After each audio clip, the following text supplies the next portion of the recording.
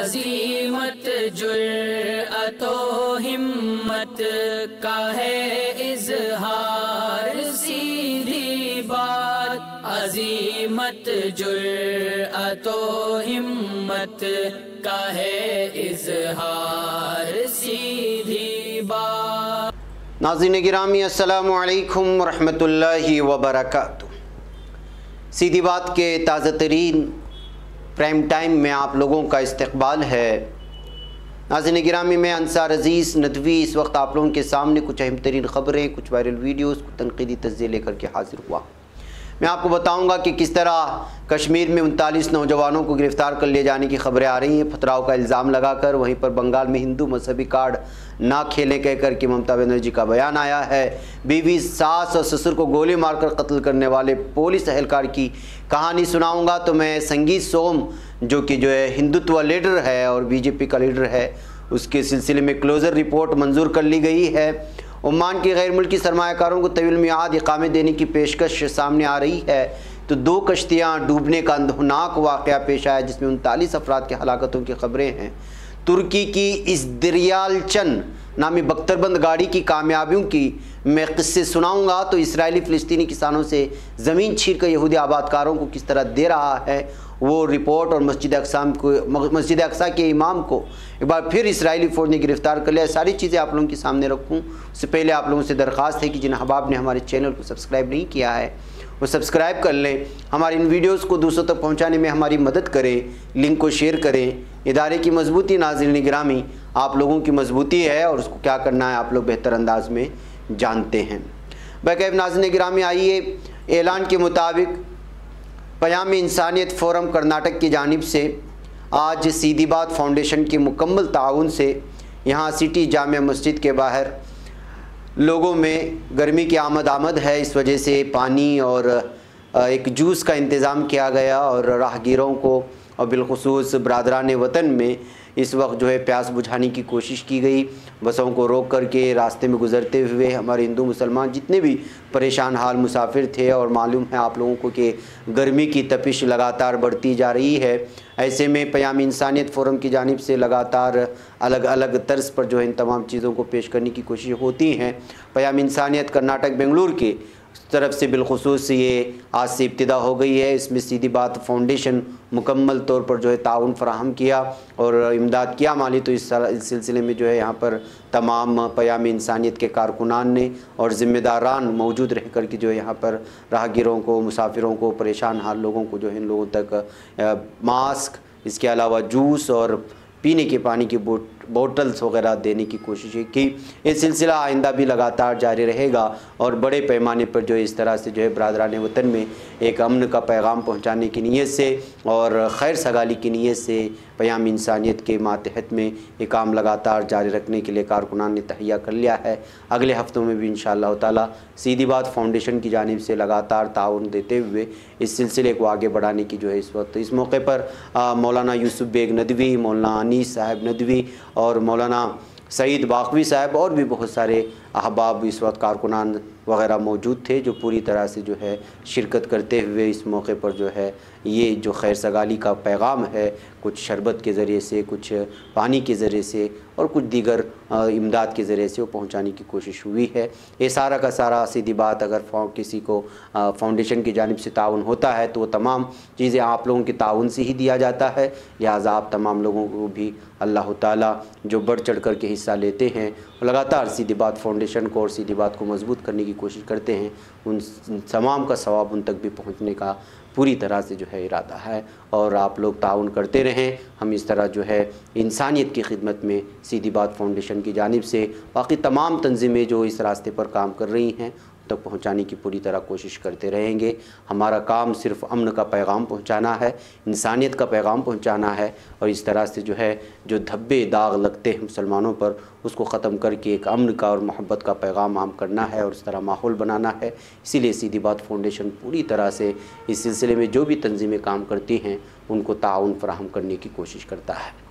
बहरकैफ, आइए नाज़रीन गिरामी ख़बरों की जानिब बढ़ते हैं और बात करते हैं। कश्मीर जोन पुलिस के इंस्पेक्टर जनरल विजय कुमार ने कहा कि नौजवानों की तरफ से पथराव को बर्दाश्त नहीं किया जाएगा। उन्होंने कहा कि श्रीनगर की तारीखी जामिया मस्जिद के बाहर गुज़िश्ता जुमा को पेश आने वाले पथराव के वाक़े में मुलव्वस 39 नौजवानों को गिरफ्तार किया गया है, जिनमें से करीब 1 दर्जन पर पब्लिक सेफ्टी एक्ट का इतलाक़ कर दिया गया है। आईजी विजय कुमार ने बुध के रोज़ यहां पर पुलिस कंट्रोल रूम में मुनक़िदा एक प्रेस कॉन्फ्रेंस में कहा कि मैं खुलकर बोलना चाहता हूं कि पत्थरबाजी को हम बर्दाश्त नहीं करने वाले।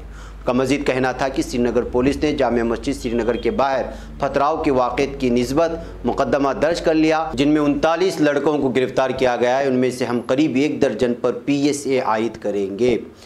नाज़रीन, बता दें कि गुज़िश्ता जुमा को जब मीर वाइज़ मौलवी उमर फ़ारूक को मुबैना तौर पर अपनी रिहाइशगाह से बाहर जाने की इजाज़त नहीं दी गई तो तारीख़ी जामिया मस्जिद में उनके खुतबे को सुनने के लिए आने वाले सैकड़ों नमाजियों ने शदीद नाराबाजी की और नमाज जुमा की अदायगी के बाद बाहर एहतिजाज दर्ज किया था। और इसी मौके पर जो है फोर्सेस पर पथराव करने का उन नौजवानों पर इल्ज़ाम लगाया गया। इस मौके पर यहाँ पर आंसू गैस के गोलों का भी इस्तेमाल किया गया है मुंतशिर करने के लिए। ये भी इल्ज़ाम यहाँ पर जो है फ़ौजियों पर पुलिस पर लगा है। बहकाए आप अंदाज़ा लगा सकते हैं कि 39 नौजवान पथराव की वजह से पुलिस की गिरफ्त में आ चुके हैं।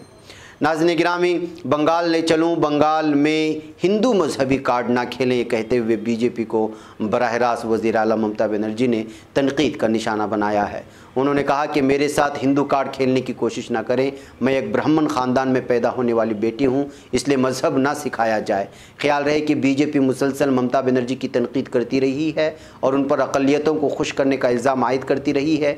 ममता बनर्जी ने कहा कि ब्राह्मण ख़ानदान में पैदा होने की वजह से मुझे कोई भी मजहब सिखाने की कोशिश नहीं कर सकता। हिंदू मुस्लिम की जंग का कोई फ़ायदा नहीं होगा। ममता बनर्जी ने साफ कहा कि जो लोग यहाँ 30 बनाम 70 कर रहे हैं उन्हें मालूम होना चाहिए कि उसका कोई फ़ायदा नहीं होने वाला। मैं रोज़ाना संस्कृत के श्लोक पढ़ती हूँ, ये कहते हुए उन्होंने ममता बनर्जी ने पूरी तरह से बीजेपी का वही कार्ड खेला है जो वो बीजेपी खेलती रही है। उन्होंने साफ तौर पर ब्राह्मण खुद को बताते हुए वाजे कर दिया कि जो है असल ब्राह्मण जो होते हैं वो इस तरह से जो है दुश्मनी नहीं करते, लेकिन यहाँ पर हिंदू मुसलमान का कार्ड खेलने की कोशिश करते हुए हमें मज़हब सिखाने की कोशिश हो रही है। ये बंगाल में नहीं चलने वाला, ये कहते हुए उन्होंने जो है बातों बातों में एक अजीब व गरीब सियासी कार्ड खेल कर निकल गई है। नाज़रीन गिरामी, आइए मैं आपको ले चलूं और उस पुलिस एहलकार की बात करूं जिसने बीवी, सास और ससुर को गोली मार करके कत्ल कर दिया। जी हां, जम्मू कश्मीर पुलिस ने जम्मू शहर में अपनी बीवी, सास और ससुर को अपनी सर्विस राइफल से हलाक करने वाले पुलिस एहलकार को गिरफ्तार कर लिया है। जम्मू पुलिस की तरफ से यहां जारी एक बयान में कहा गया, पुलिस पोस्ट मंडल फालिया को गुज़िश्ता रात इत्तला मिली कि पुलिस एहलकार राजेंद्र कुमार ने अलोरा नामी गांव में अपनी बीवी सीमा देवी, अपनी सास राजकुमारी और अपने ससुर रुमेश कुमार पर अपने सर्विस हथियार से गोलियां चलाई हैं और उनको कत्ल कर दिया है। पुलिस बयान में भी कहा गया है कि जहां पुलिस एहलकार की सास मौके पर ही दम तोड़ी, उसकी बीवी और ससुर को शदीद ज़ख्मी हालत में गवर्नमेंट मेडिकल अस्पताल जम्मू मुंतकिल किया गया, जहाँ वो ज़ख्मों की ताब न लाते हुए दम तोड़ गए। बयान के मुताबिक वाक़े की निस्बत पुलिस थाना सतवारी में मुकदमा दर्ज किया गया। पुलिस ने फौरी कार्रवाई करते हुए मुलजिम को जगनसो से गिरफ्तार कर लिया है और केस की मज़ीद तहक़ीक़ात चल रही हैं। अभी पता नहीं चला है कि उन्होंने क्यों मारा, और अलबत्ता मुमकिन है कि घरेलू कुछ तनाज़े की वजह से जो है उनको पूरे ख़ानदान को ही जो है पुलिस ने मार करके सर्विस राइफल से ख़त्म कर दिया है और ये ख़बर पूरी तरह से हंगामा आराई की वजह बनी है।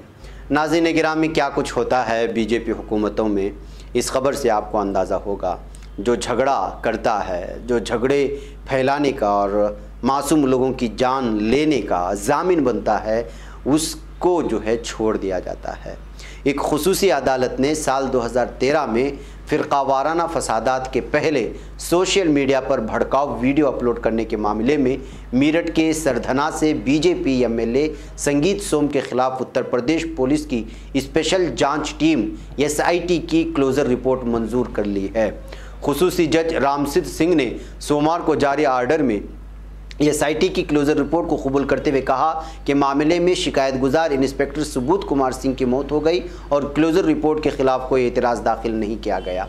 जब शिकायत दर्ज करा गई थी तब सुबोध कुमार सिंह मुजफ्फरनगर की कोतवाली पुलिस स्टेशन में सब इंस्पेक्टर थे। हालांकि बुलंदशहर ज़िले के सयाना कोतवाली में 3 दिसंबर 2018 को मुबैना गोकशी को लेकर तशद्दुद हुआ था। इस दौरान सयाना थाने के इंचार्ज इंस्पेक्टर सुबोध कुमार का कत्ल कर दिया गया था।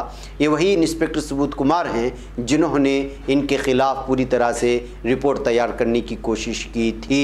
यानी कि बीजेपी एमएलए के ख़िलाफ़ उनके इंतकाल होती ही इस क्लोजर रिपोर्ट को सामने पेश कर दिया गया तो उसको मंजूर कर लिया गया। इस खबर से आप पूरी तरह वाज़ेह तौर पर समझ सकते हैं कि जिस इंस्पेक्टर सुबोध कुमार का कत्ल कर दिया गया था उसकी कत्ल की साजिश किस अंदाज में रची गई होगी। वहीं तशद्दुद के दौरान गोली लगने से 20 साला सुमित की मौत हो गई थी। तशद्दुद के मामले में पुलिस ने मकतूल सुमित को भी मुलजिम बनाया था। इस्तिगासे के मुताबिक एसआईटी ने अदालत में क्लोजर रिपोर्ट दाखिल करके कहा कि सरदना की एमएलए सोम के खिलाफ कोई सबूत नहीं मिला, यानी कि इंस्पेक्टर सुबोध कुमार का कत्ल कर दिया गया और इधर एमएलए सोम के खिलाफ कोई सबूत नहीं मिला। एक क्लोजर रिपोर्ट सामने आ जाती है तो इससे ये बातें खुल करके सामने आती हैं कि किसका कनेक्शन कौन से वारिदात का, कौन से तनाज़े का कहाँ जा कर के मिलता है और इसको ख़त्म करने के लिए किस किस तरह की चालें और किस किस तरह की साजिशें रची जाती हैं। इस्तिगासे ने वहाँ कहा कि जांच के दौरान एसआईटी ने सीबीआई के ज़रिए अमेरिका में फेसबुक सदर दफ्तर से सोशल मीडिया पर भड़काऊ वीडियो अपलोड करने वाले लोगों की तफसीलात मांगी थी। इंडियन एक्सप्रेस की एक रिपोर्ट के मुताबिक जाँच के दौरान पुलिस ने पाया था कि कुमार और सोम ने अपने फेसबुक अकाउंट से मुबैना तौर पर फ्रेंड लिस्ट समेत तमाम जानकारियाँ हटा दी थी। बैकअप नाज़रीन गिरामी, रिपोर्ट लंबी है लेकिन इतनी ही रिपोर्ट से आप वाज़ेह तौर पर पैगाम चला जाता है कि क्या कुछ हो रहा है इस वक्त बीजेपी की हुकूमतों में। नाज़रीन गिरामी, आइए मैं आपको ले चलूँ खलीजी सल्तनत उम्मान में। खलीजी सल्तनत उम्मान ने साल 2020 और 21 में छोटे और दरमियाने दर्जे के कारोबारों को इनकम टैक्स में छूट और गैर मुल्की सरमायाकारों को तवीलुल मियाद इकामे देने का ऐलान कर दिया है। ओमान की सरकारी मीडिया ने हुकूमत के विजन 2040 के तहत इन नए इक़दाम का ऐलान किया। सऊदी अरब की विजन 2030 के मुशाबा इस विजन का मकसद ओमान की मईशत को मुतनव्वे बनाना और तेल की दौलत पर इंहिसार कम करना। इस वक्त ओमान को ज़्यादातर माली वसाइल तेल की बरामदात से ही हासिल होते हैं। ओमान खलीजी ताउन कौंसिल के रुकन ममालिक में सबसे कमज़ोर मईशत का हामिल है। गुज़श्ता एक साल के दौरान में कोरोना वायरस की वबा और आलमी मार्केट में तेल की कम कीमतों ने इसके लिए मज़ीद मसाइल पैदा कर दिए हैं। आलमी मालियाती फ़ंड ने गुज़श्ता माह कहा था कि ओमान की मईशत 2020 में 6.4% तक सुकड़ गई थी। इसने तखमीना लगाया था कि रवां साल में ओमानी मईशत की शरह 1.8% रहेगी। बैकअप नाज़रीन गिरामी, चूँकि मईशतें गिरती रही हैं और बाहर से जब सरमायाकारी ज़्यादा होती है और बाहर के लोग आते हैं, सयाहत बढ़ती है, कारोबार बढ़ता है, तो ऐसे हालात में मईशत ऊपर चली जाती है। इसीलिए अरब ममालिक अलग अलग अंदाज में बैरूनी सरमायाकारों को लुभाने के लिए इस तरह जो है अपने मुल्क में अलग अलग जो है ऑफ़र्स देने की कोशिश कर रहे हैं। उसमें से ताज़ा ऑफ़र है कि जो है दरमियाने और छोटे कारोबारी लोगों के लिए पूरी तरह से इनकम टैक्स में छूट देना और गैर मुल्की सरमायाकारों को तवीलुल मियाद यानी एक लंबी मुद्दत के लिए इकामे यानी वहाँ रहने की जो है इजाज़त देना, ये सारी चीज़ें लाई जा रही हैं। नाज़रीन, गैर कानूनी तौर पर इटली जाने की कोशिश करने वाले मुहाजिरीन की 2 कश्तियाँ ट्यूनिस की समंदरी हदूद में डूबने से कम से कम 39 अफराद हलाक हो गए। इस तरह से जो है ट्यूनिस से यह अफसोसनाक खबर आ जाई है, जबकि 165 मुहाजिरीन को बचा लिया गया। आलमी मीडिया से मिलने वाली इत्तलात के मुताबिक ट्यूनिस की वज़ारत दिफा ने एक बयान में कहा कि मुहाजिरीन इटली के जजीरे लैम्पेडूसा की जानिब जा रहे थे लेकिन कश्तियों को हादिसा पेश आ गया था। वज़ारत दिफा के तर्जुमान मोहम्मद ज़िक्री की जानिब से जारी बयान में कहा गया है कि सफ़ाकस के साहिल पर पेश आने वाले हादिसे में कोस्ट गार्ड ने 165 अफराद को बचाया, जबकि दीगर अफराद की तलाश का काम जारी है। उनका मानना था कि हलाक शुदगान तमाम अफराद का ताल्लुक़ अफ्रीका के मुख्तलिफ ममालिक से है। ख्याल रहे कि ट्यूनिस की साहिली शहर सफाकस के करीबी साहिली पट्टी अफ्रीका और मशरक़ी उस्ता से बेहतर मुस्तक़बिल की खातिर यूरोप जाने का बड़ा मरकज़ है और इसी रास्ते को लेकर के लोग निकलने की कोशिश करते हैं। ट्यूनिस के समंदर में 2019 में भी तकरीबन 90 अफ्रीकी मुहाजिरीन डूब गए थे, इसी तरह की कोशिश करते हुए जब उनकी कश्ती लीबिया से यूरोप की जानिब रवाना होने के बाद हादिसे से दो चार हुई थी और ये वाक़या ट्यूनिस के हुक्काम के लिए बदतरीन हादिसा था जिससे उनको निमटना पड़ा था। इंसानी हुकूक के इदारे ने ट्यूनिस में माशी बदहाली का हवाला देते हुए कहा था कि इटली में ट्यूनिस से आने वाले मुहाजिरीन की तादाद 2020 में 5 गुना बढ़कर के 13,000 हो गई थी। तो नाज़रीन गिरामी, माशी बदहाली, खाना जंगी और एक दूसरे ममालिक पर हमला, और ऐसे हालात में आम आवाम कहाँ जाएं, किस जानिब जाएं, कहाँ सहार ले कुछ पता नहीं चलता, और गैर कानूनी तौर पर समंदरी रास्तों से एक मुल्क से दूसरे मुल्क जाने की कोशिश करते हैं बेहतर ज़िंदगी की तलाश में, लेकिन क्या कुछ होता है वो लगातार ये ख़बरें आप लोगों के सामने आती रहती हैं। उन्हीं बहुत बड़े बड़े हादिसों में से ये भी एक हादिसा है जो आज हमारे सामने आया है। नाज़रीन गिरामी, इस वक्त मैं आपको मशरिक़ वस्ता, खलीज, एशिया, अफ्रीका और मुतअद्दिद यूरोपीय ममालिक में ज़ेर इस्तेमाल तुर्की की इस दरियालचन 4x4 बख्तरबंद गाड़ी के बारे में बताना चाहता हूं, जो वाहिद तुर्क गाड़ी है जिससे नेटो अक़वाम मुत्तहिदा के फ़राइज़ में भी इस्तिफ़ादा किया जा रहा है। यानी कि किस तरह से तुर्की दिफाई निज़ाम में आगे बढ़ता जा रहा है और दुनिया उसको किस अंदाज़ में कबूल करती जा रही है, इसका अंदाज़ा इस खबर से आप लगा सकते हैं।